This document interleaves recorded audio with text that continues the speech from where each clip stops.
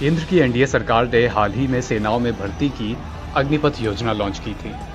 सरकार ने 4 साल के लिए भर्ती और आकर्षक इंक्रीमेंट बताकर इस योजना को शुरू तो किया, लेकिन अग्निवीर बनने वाले युवाओं को ये रास नहीं आई।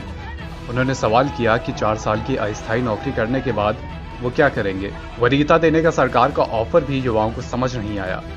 उनका कहना है कि अगर इतनी नौकरियां होती तो आज इतनी बेरोजगारी ही क्यों होती।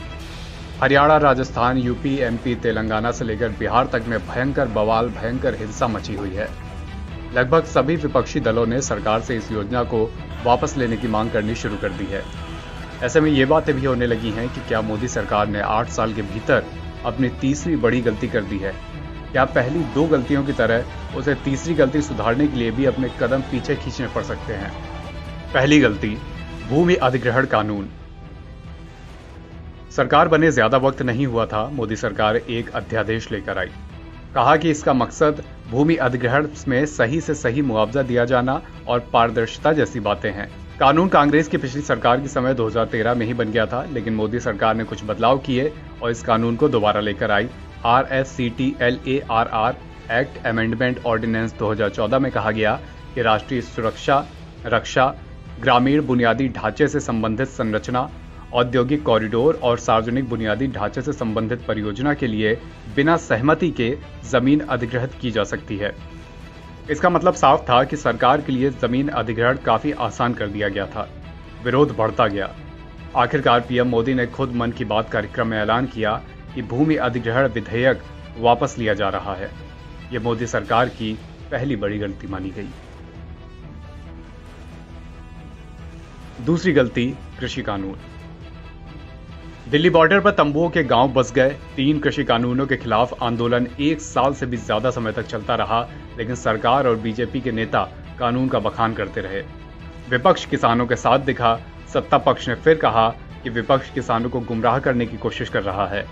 खालिस्तानी एंगल, देश विरोधी जैसी कई तरह की बातें कही और कहलाई गईं। कई दौर की बातचीत हुई, लेकिन आम सहमति नहीं बन पाई। मोदी सरकार कृषि कानूनों में संशोधन करने के लिए तैयार थी, लेकिन किसान अपनी मांग पर अडिग थे कि कानून रद्द हों। लंबे आंदोलन के बाद आखिरकार सरकार को तीनों कानून वापस लेने पड़े। क्या अग्निपथ है तीसरी गलती?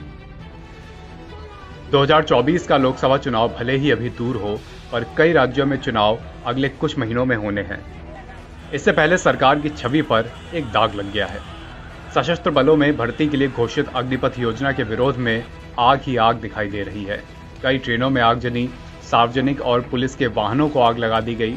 सरकार ने साल 2022 के लिए इस प्रक्रिया के तहत भर्ती की उम्र पहले से घोषित 21 साल से बढ़ाकर 23 साल भी कर दी, लेकिन इससे कोई डैमेज कंट्रोल नहीं हुआ। इससे पहले सरकार ने कहा था कि सभी नई भर्तियों के लिए आयु 17.5 साल से लेकर 21 साल के बीच होनी चाहिए। रक्षा मंत्रालय के एक प्रवक्ता ने कहा, पिछले 2 वर्षों के दौरान भर्ती करना संभव नहीं हुआ। सरकार ने फैसला किया है कि 2022 के लिए प्रस्तावित भर्ती प्रक्रिया के लिए 1 टाइम रिलैक्सेशन आयु सीमा में दिया जाएगा।